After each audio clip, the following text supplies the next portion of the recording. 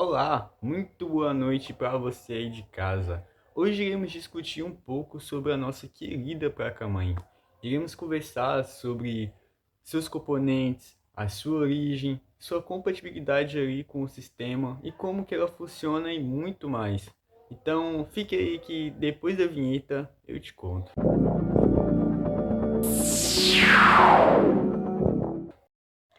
Placa-mãe, ou placa principal, é uma placa de circuito responsável pela integração de diferentes componentes e conexões do computador. Esse dispositivo é revestido por trilhas condutoras metálicas responsáveis pela comunicação entre sockets, chips e interfaces de entrada e saída, assim possibilitando a conexão entre seus diversos componentes essenciais para o bom funcionamento do computador. Seu nome lhe foi atribuído por meio de sua função, já que essas placas agem como uma mãe por dentro do computador, reunindo e conectando todos os componentes principais. Porém, antigamente, as placas-mães eram referidas como placas planares, por conta de sua estrutura plana. Mas, antes de falarmos sobre a história das placas mais antigas, vamos conhecer melhor sobre os componentes que habituam nessa placa. Agora, falando um pouco do chipset, ao qual tem função de decidir como os componentes se conectam e funcionam dentro de um computador. O chipset era dividido em duas partes principais: a ponte norte, que recebe a função de controlar os componentes com grande velocidade, como o processador, memória RAM e a placa de vídeo. Já a ponte sul lida gerenciando os dispositivos mais lentos, como discos rígidos, SATA, portas USB e por aí vai. Hoje em dia, o chipset virou PCH, por atuar apenas com a função da ponte sul, já que atualmente, nos computadores mais modernos, o processador acaba por ter a função da ponte norte. Porém, mesmo assim, o chipset continua sendo essencial, ajudando nessa troca de informações junto do processador. Graças ao chipset, é ele quem vai definir a capacidade do upgrade, o desempenho e a compatibilidade do sistema. Saindo do chipset para falar um pouco sobre os slots de memória RAM, elas são os conectores físicos integrados na placa-mãe, onde servem de encaixe para as memórias RAMs, que são responsáveis pelo armazenamento de dados temporários enquanto o computador estiver sendo usado. Esses slots funcionam como uma ponte direta, ligando o processador e a memória. Existem vários tipos de slots que vão depender da geração da memória RAM, como os DDR3, DDR4 e por aí vai. Cada modelo de DDR vai se diferenciar pela sua velocidade e menor consumo de energia em um computador. Atualmente, a versão considerada mais potente e a mais atual é a DDR5, que permite que o computador haja de forma muito mais rápida com um grande desempenho. Nesse modelo de memória RAM, teremos alguns tipos de formatos físicos, mas falaremos mais um pouco sobre o DIMM, que é usado em PCs por conta do seu tamanho maior e possui pinos a mais comparados com a SODIMM, que é usado em notebooks e tem um tamanho reduzido. Não é possível colocar uma memória do tipo SODIMM em um slot DIMM, já que seus conectores são de tamanhos e formas diferentes. A quantidade de slots vai depender de uma placa-mãe.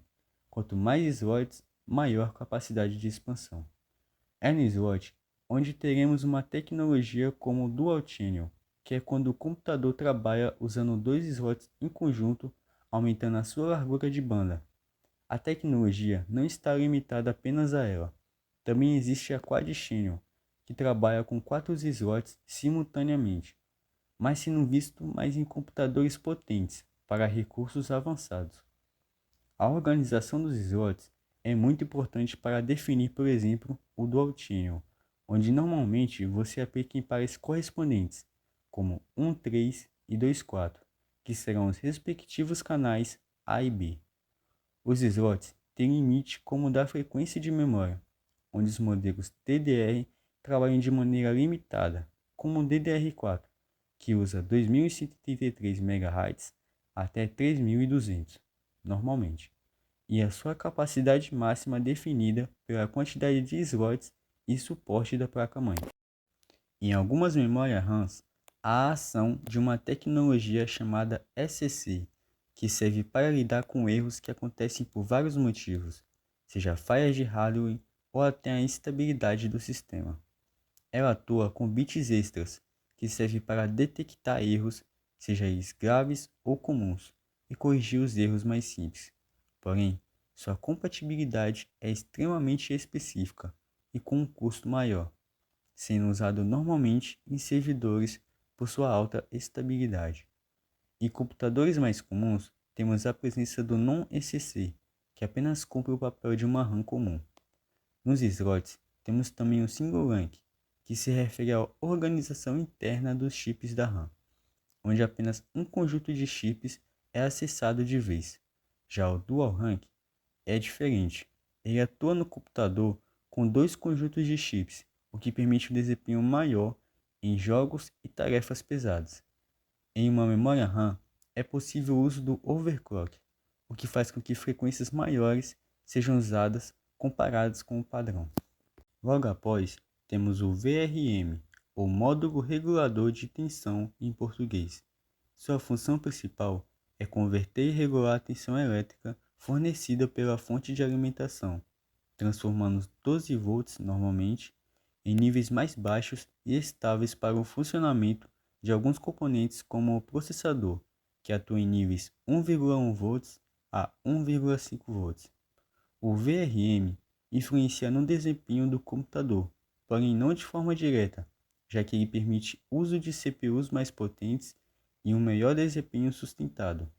O VRM é composto pelo controlador PWM, que controla quando e quanto cada parte do circuito trabalha.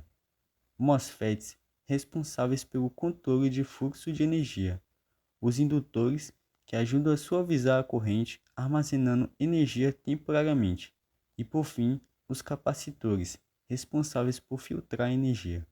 Quanto mais fases em um VRM, melhor a distribuição de energia, mais estabilidade e menos aquecimento. Sua relação com o overclock é segura, caso o VRM não seja fraco, por conta do processo onde a CPU pede mais energia e o VRM passa a trabalhar mais. Os slots de expansão são os conectores que permitem adicionar novas funcionalidades ao computador por meio de placas adicionais, como a de vídeo, a de som e por aí vai. Como principais tipos de slot, temos o PCL Express ou PCLE, que é o padrão mais moderno e mais rápido. Em exemplo de suas placas, temos a PCLE X16, que é usado para as placas de vídeo. O XN vai definir a maior velocidade e a largura de banda. Em exemplos, temos a X1, X4 e X16. Quanto maior, maior a velocidade e a sua largura de banda. Temos o PCL, que é o padrão mais antigo. Normalmente é encontrado junto de placas-mães mais antigas, já que em comparação apresenta características piores com o PCL Express. O AGP é o mais antigo e tinha uso focado apenas em placa de vídeo, porém acabou sendo substituído pelo PCLE. Por fim, temos o ISA, que é mais antigo ainda de todos e atualmente nem se fabrica mais. Os conectores de armazenamento são componentes que permitem a comunicação entre o sistema e os dispositivos de armazenamento. Os principais tipos de conectores são o SATA, que é o mais comum de se ver nos computadores. Ele usa dois cabos principais, o de dados, ao qual conecta o dispositivo com a placa-mãe, e o de energia, para a alimentação do dispositivo. É usado em HD, drives de DVD e CD e SSD SATA, mas apresenta características mais lentas comparada ao NVMe. O NVMe via M2 ou PCLE apresenta desempenho superior, eficiência energética e escalabilidade, sendo ideal para jogos ou até edição de vídeo. Esse protocolo atua nos SSDs. O ID atua nos HDs e drives. Ele usa um cabo largo e possui uma velocidade baixa comparada aos padrões atuais, se tornando obsoleto. O PSU serve como uma fonte de alimentação do computador, fornecendo energia elétrica para todas as peças, como o SATA Power. E por último, o PCLE, que é usado para conectar componentes de alta velocidade, como SSDs. Painel traseiro, também conhecido como Input/Output, é a parte da placa-mãe que reúne as principais conexões externas no computador. Ela permite a comunicação entre hardware interno e dispositivos externos. Entre as principais portas presentes no painel traseiro, destaca-se o USB, que é utilizado para conectar periféricos como teclado, mouse, pendrive, impressora e alguns outros dispositivos. Existem diferentes versões USB, 2.0, 3.0, com velocidades de transferências variadas. Em seguida, o HDMI, responsáveis pela transmissão de vídeo e áudio digital para monitores, TVs ou projetores, garantindo alta qualidade de imagem. A Ethernet é uma porta utilizada para a conexão com a internet via cabo de rede, oferecendo maior estabilidade e velocidade em comparação ao Wi-Fi. O áudio são os conectores para entrada e saída do som, como fones de ouvido, microfone e caixas de som. Por fim, falaremos da BIOS ou UEFI, que é um software essencial armazenado em um chip de firmware na placa-mãe, sendo responsável por iniciar o computador assim que ele é ligado. Quando o sistema é energizado, a BIOS realiza um processo chamado POST, Power on Self-Test, que verifica se os principais componentes como memória RAM, processador e armazenamento estão funcionando corretamente, e após essa verificação, ela carrega o sistema operacional.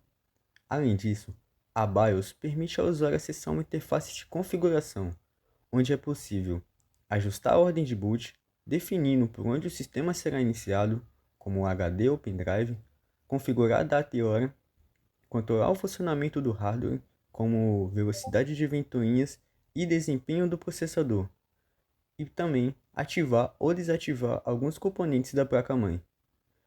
Suas diferenças entre BIOS e UEFI é que a UEFI é a mais moderna, oferecendo interface gráfica, suporte a discos maiores e maior rapidez na inicialização do sistema.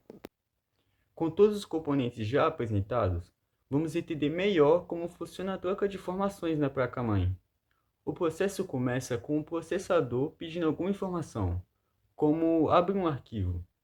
Em seguida, vem o endereçamento, onde a CPU informa o local dos dados. Nisso, os dados são enviados através de barramentos, que chegam até a CPU, que finaliza processando os dados recebidos. O primeiro modelo da placa-mãe, anteriormente placa planar, veio pelas questões de sua época. Antigamente, os computadores eram maiores, com várias placas integradas para vários componentes. Só que, em 1970, com a chegada dos computadores pessoais, fez com que o seu tamanho reduzisse, mas ainda mantinham a mesma característica das várias placas. Na década de 80, uma empresa denominada como IBM construiu um modelo de computador, o IBM 5150, que continha uma característica especial, que era apenas uma placa de circuito para vários componentes. Falando agora sobre os tipos de placa de mãe, existem diversos tipos, que são classificados principalmente por fatores de forma, que são os formatos e os tamanhos, chipsets, que vão definir a compatibilidade e os recursos, e os slots de expansão.